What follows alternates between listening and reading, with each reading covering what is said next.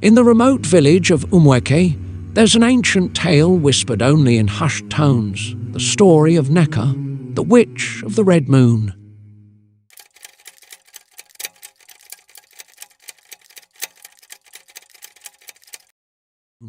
Generations ago, Neca was a healer, gifted with powerful knowledge of herbs and incantations.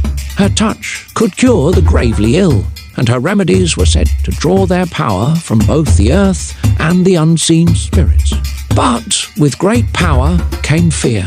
When a sudden plague swept through Umueke, claiming lives day after day, the villagers grew restless. The elders, desperate for answers, accused Neca of consorting with dark spirits, believing she had summoned the sickness as a punishment for those who doubted her. Rumors spread like wildfire. They whispered that Neca spoke to shadows at night, that her hut smelled not only of herbs, but of burnt offerings to spirits unknown. Fearing what they did not understand, the villagers captured her under the glow of a blood-red moon.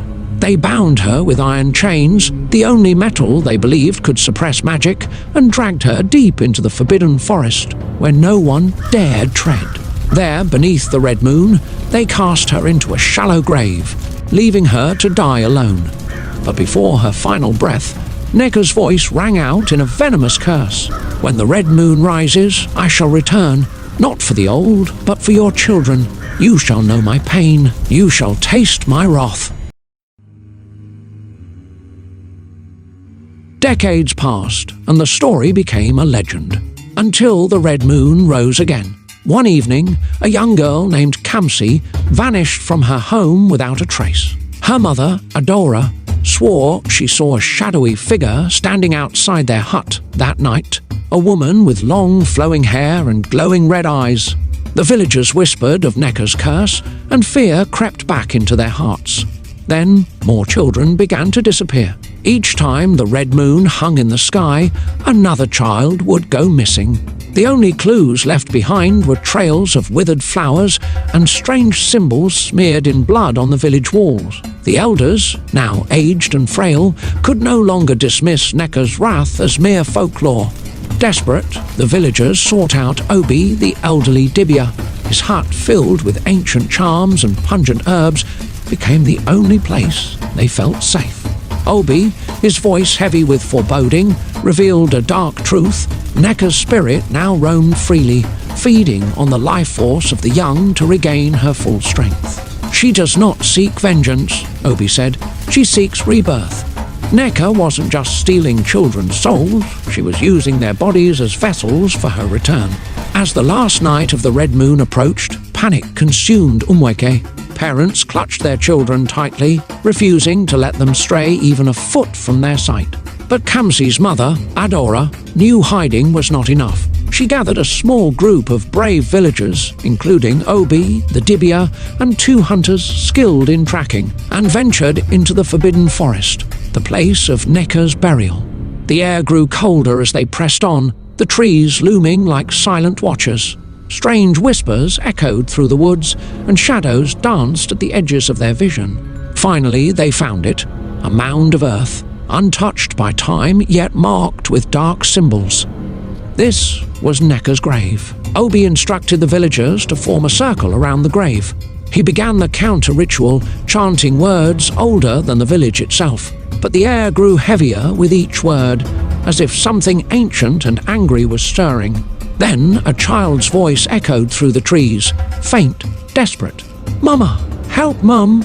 It was Kamsi. Adora's heart shattered. She broke the circle, running towards the voice, only for a tall, shadowy figure to emerge from the trees. It was Neca, her form flickering between human and wraith. Her glowing red eyes locked onto Adaora. "You cannot stop me," Neca hissed. "Your children belong to me now." Obi shouted for Adaora to return to the circle, but it was too late. Neca lashed out, sending a gust of dark energy that knocked the villagers to the ground. The grave began to crack open, and from within, a skeletal hand clutched a lock of Kamsi's hair. Neca's resurrection had begun. Adaora, fueled by a mother's fury, grabbed a charm from Obi's satchel and began reciting the counter-ritual herself. Her voice trembled, she pressed on. The hunters unleashed arrows tipped with enchanted herbs, each shot causing Neca to shriek and momentarily dissolve into smoke. But the witch fought back, summoning shadowy figures, spirits of the children she had taken, to defend her. The villagers found themselves battling not only Neca, but the ghosts of their own lost sons and daughters. Tears streamed down Adaora's face as she recognized the pale, hollow face of Kamsi among them. "Kamsi, it's me, your mother. Come back to me." The child's spirit's eyes flickered with a hint of recognition, but Neca's grip on her was too strong. Obi, using the last of his strength, threw a circle of salt and fire around Neca's grave. With a final, powerful incantation, Adaora hurled the charm into the grave. A blinding flash of light erupted, and Neca's form began to wither, her shrieks piercing the night. "This is not the end," Neca howled. "I will return, stronger than before." Her shadowy figure twisted and contorted until it was sucked back into the cracked grave, sealing her spirit once more. Silence fell over the forest. The red moon faded, its cursed glow extinguished. The villagers, though victorious, knew that the battle had come at a cost. Kamsi and the other children's spirits had vanished along with Neca, their fates unknown. Adaora wept for her lost daughter, holding on to the hope that one day Kamsi's soul would find its way back. As the villagers left the forest, Obi gave a final warning. Such spirits never truly die, they only wait. Back in Umueke, the villagers destroyed every symbol Neca had left behind, but the fear remained, because curses like hers never break. And when the red moon rises again, they know Neca might return, stronger, darker, and more vengeful than ever. Thanks for watching. Like the video and subscribe.